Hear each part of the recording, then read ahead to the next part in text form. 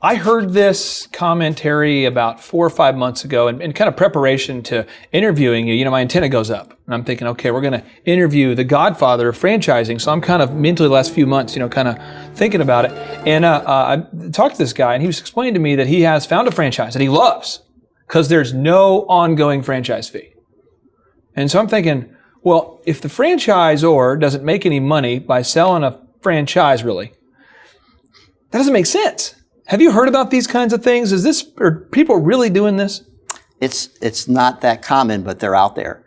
And typically the way that works is rather than charging you a royalty, they have a relationship that we spoke about earlier about where they require you to purchase certain things. So the franchisor is bringing certain things to that formula that the franchisee is acquiring or purchasing that is enough of a relationship commitment that there's not an additional royalty needed on top of that. Let's pretend for a second, just as an example, let's say I have a landscaping service that's a franchise. It doesn't have a franchise fee. Maybe I say you have to buy lawn chemicals from me. Correct. And then on every chemical that that you have to buy from me, I maybe have a 2 times markup. So because you keep buying a ton of sod and chemicals and whatever, I make enough margin on the products you're required to buy that it's sort of like a fee without it being a fee? Yeah, it's in place of the royalty percentage. But in the example of that, the good news is that whatever the franchisor is requiring you to purchase, they have to disclose what their markup is. Okay. So you likely would not ever see a markup of 2 times, but they'll give a fair markup, which should be the equivalent of a royalty stream. I kind of look at this as like there's states that charge no income tax, but they usually have some intense property tax. And so you're usually going to pay tax. I mean, there's no like tax-free. I mean, in franchising is the company, if they're going to offer you support, training, systems, growth, branding, they're going to have to make money somehow. And they're also going to leverage their buying power to help you save. Okay. So yes, they're in business, as all businesses need to be, for results, and those results are return on investment. Now, we're into fabulous fee structure number 3, the National Advertisement Fund, or the Advertising Contribution Fee. The advertisement contribution is a stated amount of money that the franchisee gives the franchisor on a regular basis for the purposes of advertising the brand. Terry, is this just another source of advertising for those franchisors, or what is this all about? Well, the advertising is not for the franchisor directly. The advertising is designed to benefit the franchisee.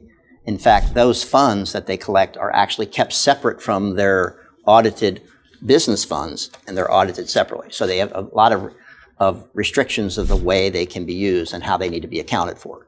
So they're investing that money. The franchisor is collecting that money and investing it for the benefit of the franchisee to drive business and brand awareness for that collective group of franchisees. Let me see if I can get an example, if I'm getting it right here.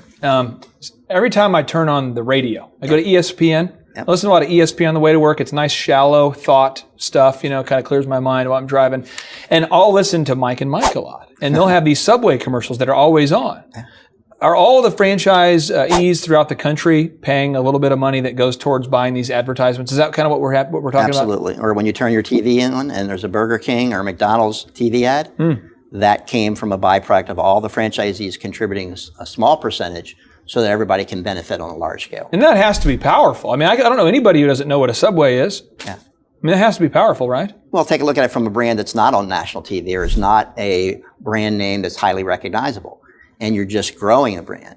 In order for everybody to contribute so that everybody can benefit, we call it the rising tide raises all ships. Yeah. You may not be on TV or even radio yet, but the ways that franchisor will invest that to get brand awareness and to bring potential clients or customers to your business is very beneficial.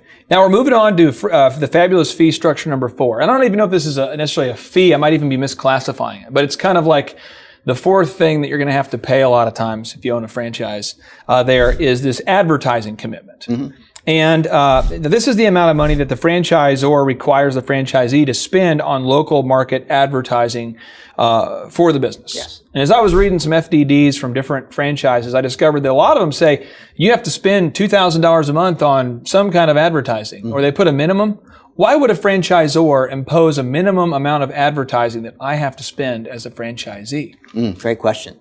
The reason they do that is because they know from the success of their business model what it takes in order to deliver the type of business. So if I'm projecting to do $300,000 in volume, the franchisor knows what you need to invest in ahead of that each month in order to have that many customers or clients come to that business to achieve the 300,000.